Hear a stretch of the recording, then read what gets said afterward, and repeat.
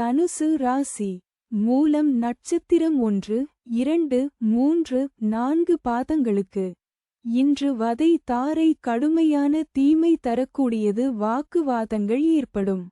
துன்பம், துயரம், வம்பு, வழக்கு, அடிதடி, அசுப செய்தி, பொருள் இழப்பு. இன்று 7வது நட்சத்திரம் வதை, வேதனை. இன்று சந்திரன் பலம் 100% உள்ளது. பஞ்சபட்சி பலன், வளர்பிறை துதியை. வியாழக்கிழமை காலை 8:24 மணி முதல் 10:48 மணி வரை. அரசு 100 விழுக்காடு மிகப்பெரிய காரிய வெற்றி.